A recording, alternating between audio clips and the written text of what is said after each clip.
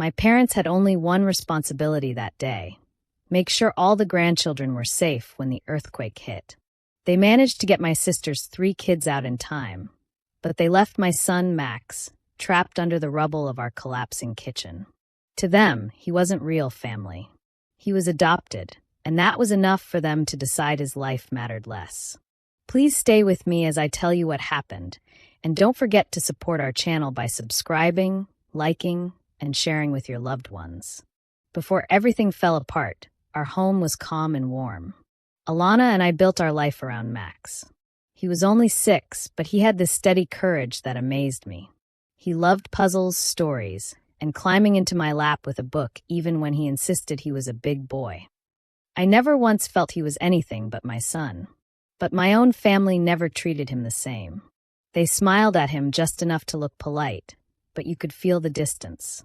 At gatherings, they fussed over Brenda's kids: new toys, loud praise, photos for social media. Max barely got a glance or a quick nod. The Sunday before the earthquake still sits heavy in my mind. We were all at my parents' place for dinner, and the air felt tight. Brenda's kids ran around while my mother handed out gifts she had picked out with love. But when Max walked over with a drawing he'd made for her, she barely looked up. My father called Brenda's kids the future of our family, loud enough for everyone to hear, while Max sat quietly, pretending not to notice. I tried to shake it off, convincing myself I was imagining it, but Alana squeezed my hand under the table. She knew. We both knew. A few days later, the ground began to shake. It started softly, then roared through the house like a train. Alana grabbed Max while I pulled them under the kitchen table. Dishes fell, the walls groaned, and the ceiling cracked open. I held them both, praying it would stop. When the shaking finally slowed, dust filled the air, and part of the kitchen had collapsed around us. Max was crying, but holding on to Alana's arm. We were bruised, shaken, but alive. My phone buzzed nonstop. Frantic messages from neighbors. Alana's coworkers checking in. And then I saw the messages from my parents. They said they had been near our house minutes before the quake, but instead of checking on us or Max like they claimed they always would, they had driven straight to Brenda's. They saved her kids, posed for pictures, soaked in the praise, and never even tried to see if Max was safe. That was the moment something inside me cracked. Not from the earthquake, but from the truth. My son was left under rubble because the people who raised me thought he didn't count. When the shaking finally stopped and the dust started to settle, all I could think about was getting answers. My hands were still shaking when I drove to Brenda's house. I didn't care about the chaos in the streets or the broken roads. I just needed to look my parents in the eye and hear why they had walked away from my son. Brenda's place was loud and crowded when I arrived. People were hugging, crying, and thanking my parents for reacting so quickly. They stood in the middle of the room like they had just saved the whole neighborhood. My sister was already filming little moments, turning everything into content. I felt out of place, like I had stepped into the wrong world. My son had just been pulled from a pile of debris, and here they were smiling. I didn't wait for a quiet moment. I walked straight up to them and asked the only question that mattered. Why didn't you check on Max? My mother's expression changed for a second. Then she spoke calmly, like she had practiced it. She said they had to prioritize their blood. Her voice was steady, but her words hit me like another earthquake. My father nodded as if that explained everything. They rushed to give excuses. They said they were scared. They thought there wasn't enough time. They said they acted on instinct. But their answers didn't convince me. Something was wrong, and I could feel it. So I started asking real questions. What road they drove on, when they left, who they called. They gave different answers every time, tripping over their own explanations. Later, I stepped outside for air, and that's when a neighbor approached me. She had seen my parents at our street right before the quake. She remembered them standing outside my house, looking toward the windows. They hadn't been far away or caught in traffic like they claimed. They had time. They had a choice, and they chose to keep driving. When I checked my phone again, the messages confirmed everything. They had texted Brenda, saying they were near my house minutes before the ground split open. They even joked about being lucky, enough to already be halfway to her place. My stomach twisted as the truth became clear. They knew Max was at home. They knew he couldn't get out alone. And they still didn't turn back. I drove home feeling sick. Alana was sitting on the couch with Max wrapped in a blanket. He looked exhausted, clinging to her like he didn't want to let go. When he reached for me, I lifted him gently, feeling how tightly he held on. His small hands were cold, and he kept burying his face in my shoulder. Standing there with him in my arms, I finally understood the depth of what my parents had done. They didn't just abandon him. They made a decision that could have ended his life. And they stood in someone else's living room celebrating themselves while my son was terrified and covered in dust. That night, the truth sank deep into me. This wasn't fear or confusion. This was betrayal. Real, deliberate betrayal. And nothing would ever be the same again.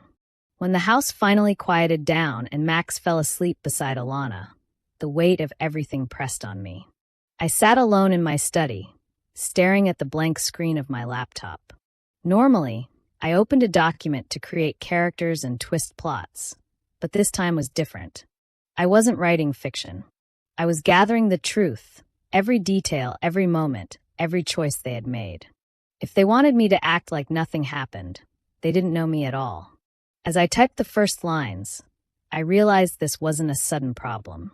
Their behavior had stretched over months, maybe longer, and I had ignored it because I wanted peace. I opened a folder I had kept for personal notes, little things that bothered me but I never addressed. When I scrolled through it, the pattern hit me hard. Their comments at holidays, their dismissive attitude toward Max, their strange reactions whenever he succeeded at something. I had written these things down to process them at the time, but now they painted a clear picture. This wasn't one bad day. It was a long line of choices. I felt something shift inside me, not rage, but a kind of cold clarity. If they had chosen to hurt my son, then I would choose to protect him with everything I had. Alana walked into the room, her face tired but calm, and sat next to me. She didn't ask what I was doing. She already knew. I told her everything I had found and what I planned to do next. Instead of stopping me, she simply said, "Make sure it's thorough." That was all the encouragement I needed. We talked for hours, going over what we remembered, connecting events that didn't seem related before. The more we talked, the more a plan formed, steady, logical, and completely controlled. I wasn't going to yell or throw accusations. I wasn't going to let them twist the story like they always had. I wanted the truth documented, organized, and ready for anyone who needed to see it. The next morning, I made an appointment with a family law attorney named Ezekiel. People said he had a sharp mind and never backed down from a complicated case. When I sat across from him and explained everything, he listened without interrupting. He didn't look shocked, just focused, like he had seen this kind of cruelty before. When I showed him the notes and messages, he leaned back and said, "You have more here than most people bring in 6 months after a disaster." He explained my options carefully. Some were legal steps, some were protective measures, and some were ways to make sure Max would never be near people who had endangered him. Every suggestion he made added structure to what I had already started. By the time I left his office, I felt a strange sense of steadiness, like I was finally standing on solid ground. That night, I sat at my desk again, looking at the growing file. This wasn't a novel, but it still had a clear direction. I whispered to myself, not out of anger but certainty. A writer's revenge is slow, precise, and leaves nothing standing when it's done. After the earthquake, I thought the hardest part was over. I had Max safe, and the immediate danger was gone. But then new things started coming to light, and I realized the real damage wasn't physical. It was the lies. I discovered my parents had been spreading stories about Max, describing him as difficult and unpredictable. They whispered to friends, neighbors, and anyone who would listen, painting him as a problem child instead of a scared little boy who had just survived a disaster. It wasn't just hurtful. It was deliberate, and it cut deeper than any rubble ever could. Alana and I decided we needed to understand the full picture. We started by talking to neighbors who had been close by during the quake. Some had overheard my parents talking about Max while he was trapped. They gave written statements about what they had heard, notarized for proof. The words were shocking. My parents hadn't only ignored him, they had framed him as someone unworthy of care. Their concern wasn't for safety, it was for appearances. Alana, with her network as a trauma counselor, went further. She reached out quietly to colleagues and community members to check what rumors had spread. At her country club, she found evidence that my parents had been sharing exaggerated stories about Max's behavior for months. They twisted every small incident into a mark against him, making him seem unstable and hard to handle. I could hardly believe it. How could people speak like that about a 6-year-old, their own grandson? I wanted to see the bigger picture, so I created an account online to observe Brenda's activity. Her social media posts were just as calculated as my parents' whispers. She wrote about protecting her children from problematic influences, posting smiling pictures of her family while subtly attacking adopted children in the comments and articles she shared. She had built her brand on perfect family values, but the truth was the opposite. She had used adoption as a target, using Max's existence to make herself look superior. By the time I had all the evidence together, I realized this wasn't random or impulsive behavior. It was coordinated. My parents and sister had actively worked to harm Max's reputation and make it easier to dismiss him. It was a quiet kind of cruelty, one that left no visible scars but could have lifelong effects if left unchecked. Holding all the proof in my hands, I felt a mix of anger and resolve. This went beyond betrayal or family tension. It was malicious. They had underestimated how far I would go to protect Max. They had underestimated how thoroughly I could document the truth. I knew from that moment forward, nothing would be left unchecked, and every lie would be exposed. Their carefully built facade was about to unravel completely. The next day, there was a knock on my door. I opened it to find my parents standing there, holding a cake and wearing faces that looked practiced, like actors in a play. Their eyes glistened with tears, but I knew they were fake. They were expecting me to forgive them, to act like everything was normal again. Max clung to Alana's side, confused by the strangers who had almost let him die, and I stayed calm, refusing to show any reaction. They spoke quickly, choosing their words carefully. "We're so sorry," my mother said. "It was a mistake, a misunderstanding. We never meant to hurt anyone." My father nodded, trying to look remorseful.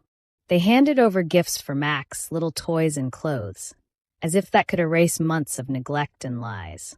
They smiled for the camera on their phones, pretending this moment would be enough to fix everything.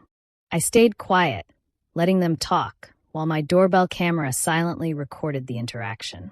I wanted proof of their behavior, every false tear, every excuse. When they paused, I asked directly why they hadn't checked on Max during the earthquake. The room stiffened. My father's face hardened. He snapped, "He's adopted Warren." What did you expect? His words hit harder than anything before. That was the admission I had been waiting for, the truth I needed. I didn't argue. I let them stumble over themselves, trying to explain, trying to make it sound like it was a split-second decision. I asked them to admit if they had actually seen Max in the window, waiting, scared, and they hesitated. Their hesitation spoke louder than any apology. Finally, they confessed. They had made a conscious choice. They had known he was there, and they chose not to help him. Max was watching quietly, and I saw his small hands clutch Alana's sleeve. He didn't need words to understand what had happened. I realized that nothing they offered could undo the fear and pain they caused. The gifts, the cake, the rehearsed sorrow, it was all meaningless. When my father raised his voice again, furious that I wasn't reacting the way they expected, I simply nodded. "Noted," I said softly and closed the door. The camera had captured everything. The lies, the excuses, the anger, and the truth. It was now my most powerful piece of evidence, a record of their cruelty and deception. I stood there for a moment, feeling the weight of what had just occurred. They had come pretending to apologize, but they had only confirmed what I already knew. Their attempt to manipulate, to erase responsibility, had failed completely. From that moment, I understood that forgiveness would never come from me unless they truly changed, and that change seemed impossible. The path forward was clear, and I held the proof that would guide every next step. The morning I signed the papers, I felt a strange calm. The lawsuit wasn't dramatic or violent, but it was precise. Filing for child endangerment and emotional distress felt like setting a single stone at the edge of a cliff. That stone would roll, and the rest would follow. Ezekiel submitted everything carefully, making sure the case was airtight. Once filed, it became part of public record, and I finally felt a small measure of control. I didn't have to wait long for the first ripple. Perry, Brenda's husband, came to my door. His face was tight with frustration, but there was relief in his eyes too. He explained that he had reached a breaking point. Seeing my parents' choice to abandon Max and how Brenda had defended their actions disgusted him. He had tried to reason with her, tried to explain the truth, but she ignored it. Now he wanted out, not quietly, but completely. He was filing for divorce and would seek full custody of his children. Citing social media posts Brenda had made that revealed her true feelings about adoption and her silence during the earthquake. I watched him leave with a sense of grim satisfaction. The domino had started to fall, and I didn't need to push it any further. Brenda's carefully crafted image as the perfect mother and her social media persona of family values began to crack instantly. Followers noticed the contradictions. Sponsors pulled back quietly but quickly. The brand she had built over years, the image she had used to inflate her life, began to collapse in hours. Meanwhile, my parents were forced to face inquiries from friends and community members who had seen the lawsuit. Their carefully polished lives, built on appearances and selective truth, started to show cracks.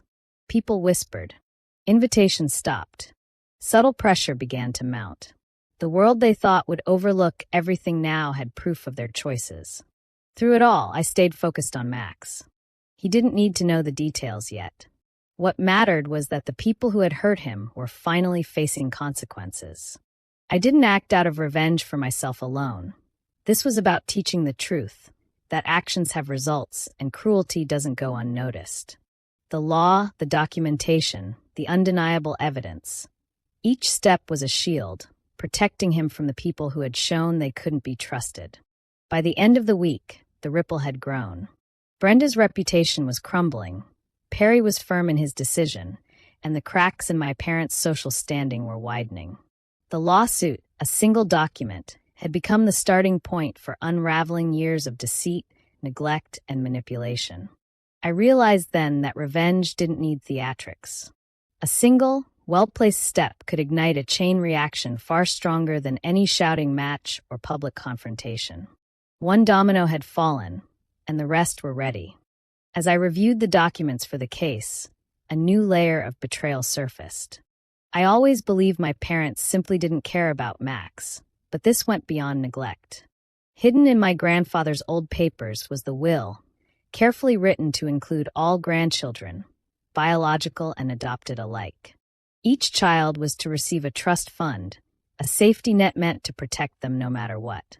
But when I examined the records, it became clear that my parents had quietly redirected Max's share to Brenda's children over the years. Howard, as the executor, had complete control. Instead of honoring my grandfather's intentions, he had systematically left Max out, erasing his right to the inheritance. I felt a mix of shock and anger. This wasn't just favoritism or bias. This was deliberate theft, a financial betrayal layered on top of the emotional one. They weren't just choosing to ignore him. They were actively denying him what was legally and morally his. I immediately shared everything with Ezekiel. He examined the evidence and confirmed what I suspected. The omissions weren't mistakes. They were calculated moves to deprive Max. We discussed the options, and filing an emergency motion was the only way to protect him. This wasn't about revenge anymore. This was about justice. The documents proved Howard's actions weren't just unfair. They were criminal. Filing the motion changed the game. Suddenly, the case was no longer just about emotional damage or neglect. It had escalated into a matter of law with serious consequences. Howard could face prison time for embezzling Max's inheritance. The stakes had grown exponentially, and I felt the weight of responsibility not just as a father, but as someone holding the truth. Max couldn't fight this himself, and someone had to step up for him. Once the motion was filed, I noticed the tension in my parents' behavior. Calls came from their lawyers, their carefully maintained calm slipping under scrutiny. They realized this wasn't a private family matter anymore. Everything they had tried to hide, the favoritism, the lies, the stolen inheritance, was now exposed to the court. Their carefully constructed image of perfection was collapsing piece by piece. Watching it unfold, I felt a sense of control that I hadn't known since the earthquake. For so long, they had dictated the story, deciding what was acceptable and who mattered. Now the truth was in my hands, and it carried undeniable power. Their choices had consequences, legal and personal, and Max would finally receive what was rightfully his. The discovery of the trust fund transformed everything. It turned an already tense family conflict into a fight for justice. No more empty apologies, no more excuses, no more half-truths. This was the moment when fairness and accountability became unavoidable. Max's rights were no longer optional, and the law would ensure they were respected. The inheritance theft had exposed their greed, and it would not go unchallenged. I realized that even with the lawsuit and the evidence, some people might never see the truth. I needed the world to know what my parents had done. I gathered every document, every message, every statement, and reached out to an investigative journalist who specialized in uncovering hidden family scandals. I didn't want money or attention for myself. I wanted the spotlight on their actions and the damage they caused. A week later, the article went live. The headline was sharp and direct. Grandparents abandon adopted grandson in quake. It spread quickly online. Within hours, it was shared across social media platforms, covered by local news and discussed in forums. Their reputation, carefully built over decades, crumbled under the weight of the facts. The public saw exactly who they were, stripped of the polite masks they wore at parties and social gatherings. The journalist included detailed witness statements from neighbors, screenshots of Brenda's social media posts, and a clear timeline showing how they had knowingly ignored Max. The story left no room for doubt. People were shocked that a 6-year-old had been left behind while his biological family members were prioritized. Their hypocrisy and cruelty were on full display. Almost immediately, the consequences began. Howard, who had long held a prestigious position at his country club, was pressured to resign. The board could no longer ignore the scandal tied to his name. Gladys, my mother, found herself isolated from her social circle. Friends she had counted on for support quietly stepped away. Invitations stopped coming, and whispers followed her wherever she went. Their carefully constructed social life was unraveling faster than any of them could control. Brenda's social media presence also took a hit. Followers who had once admired her perfect family persona began leaving comments, sharing the article, and questioning her values. Sponsors paused contracts, worried about being associated with someone who had actively contributed to harming a child. The illusion of her flawless life collapsed publicly, exposing her for what she really was. After the story went viral, I released one statement of my own. It was short but powerful. I spoke about Max's resilience, his courage, and his worth. I included a photograph of him smiling, safe, and strong, showing the world that he was more than their judgment or cruelty. That single image and a few words highlighted everything they had tried to hide. The strength of a child they had underestimated. For the first time, I felt a sense of relief. The court of public opinion had already spoken. People were outraged, supportive, and questioning the fairness of how children were treated. My parents' influence, their self-made image, their pride, all of it was crumbling in the light of truth. And Max, the child they had ignored and tried to erase, was standing tall in front of everyone who mattered. The exposure wasn't just about punishment. It was about ensuring he would never be forgotten or diminished. The day the trial ended, The courtroom was heavy with tension. My father stood quietly as the judge read the verdict. He had been convicted of embezzlement, and the sentence left no room for appeal. Prison would be his reality, a direct consequence of years of greed and neglect. My mother sat beside him, crying openly as every detail of their choices, the lies, the favoritism, the abandonment of Max, was laid bare for all to hear. The judge described their actions as unconscionable cruelty, making it clear that the harm they had caused went far beyond ordinary family conflict. The civil case followed swiftly. The court ruled that Max was entitled to compensation, awarding a large financial judgment that ensured his future would be secure. The decision also required my parents to make a formal, public apology, which was read aloud in court. It was humiliating for them, a permanent record of the harm they had done, but it was justice for Max. I watched him sit beside Alana, calm and brave, unaware of the full scale of the courtroom drama, yet feeling the security that had been denied to him for so long. Brenda's world also fell apart. Her marriage could not survive the revelations. Perry finalized the divorce, taking the children and leaving Brenda to face the collapse of her social and online life alone. Sponsors dropped contracts, followers disappeared, and the brand she had built on family perfection was destroyed overnight. Her move to another city was quiet but necessary. She had nowhere left to hide from the consequences of her choices. The Alexander family name, once synonymous with wealth, influence, and social prestige, had been permanently tarnished. Friends, colleagues, and neighbors now saw them for what they truly were. People willing to put status and appearances above the safety and well-being of a child. Their privileges and power no longer offered protection from judgment or accountability. Through it all, I focused on Max. He was safe, and for the first time, the decisions of others no longer controlled our lives.